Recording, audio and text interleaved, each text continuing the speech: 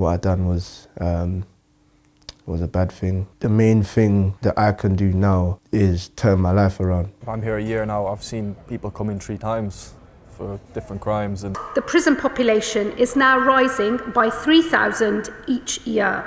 Prisons are so full that ministers say we risk the breakdown of law and order in the UK.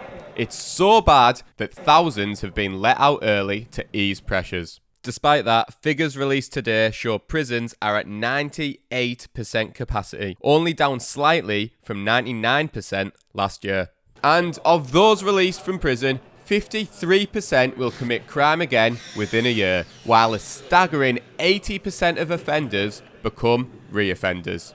The Chancellor has announced £7 billion to fund 14,000 new prison places. But the Justice Secretary has said rehabilitation must take a back seat until capacity pressures ease. But some inmates at this prison in London, which houses 18 to 30-year-olds, are lucky. There's an in-house charity running media courses to facilitate rehabilitation. And its boss took me inside to meet the inmates. Untold teaches inmates skills in areas including music, theatre and photography. Simeon Beckford, who's been learning music, has several convictions and has been in 3 jails. I got charged for false imprisonment, robbery and theft. And when I got sentenced, I got sentenced to 6.5 years. Obviously do half of that. So I've got 3.5 to serve. I've done 20 months so far, so I've pretty much got 1.5 years left. But he's convinced his music career will flourish when he's out and he won't be going back. Courses that people actually are interested in and want to do should be in a lot more places, because if you're getting people to engage in what they actually like doing, then you'll probably end up seeing less violence or less reoffending. There'll be some people who watch this interview and think he committed a crime so bad that he should have went to prison. He shouldn't be able to learn music. What would you respond to that? I think that's the problem, in terms of people think when you commit a crime you should just go to prison and they should lock away the key, but that's not going to help anything, because people are going to be in prison angry or whatever, however they're going to feel, and they're going to come out with extra sort of stress, anxiety, depression, anger than they came in with. Untold's mission is to break that cycle. For us, it's all about making sure that they don't come back to prison. And one of the key things of that is, for us, is knowing that these young men know who they are.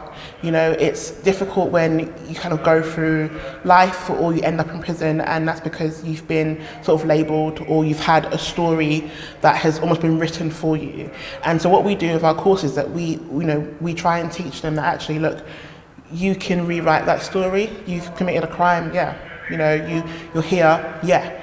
But what you do after here is what's now important. But most released prisoners do fall back into crime, and it's costing the taxpayer a lot of money. Reoffending is costing us £22 billion a year, and 80% of offenders are reoffenders.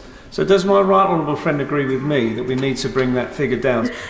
One of the problems of running a prison system at absolutely boiling hot, where you're permanently on the point of collapse, as has been the case in our prison system for far too long now, is it means that within the prison estate you're not able to make much progress on the sorts of programmes that offenders would need to access to begin a rehabilitation journey. Plans to improve the situation include early release for well-behaved inmates and building more prisons.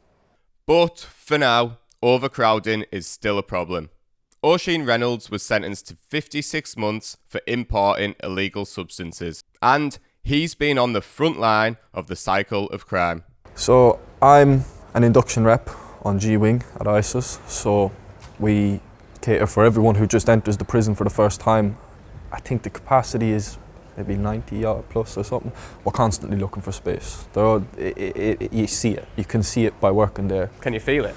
You can feel it. Yeah. It gets densely populated at times. When the wing is a little bit more empty, it's more relaxed. But when it's more full, the officers are more strained. So I always see people come in I'm here a year now. I've seen people come in 3 times for different crimes, or they go to court and come back because they've been charged with something else in the meantime. So it's just a constant regurgitation. You're determined not to come back to prison. I'm not coming back.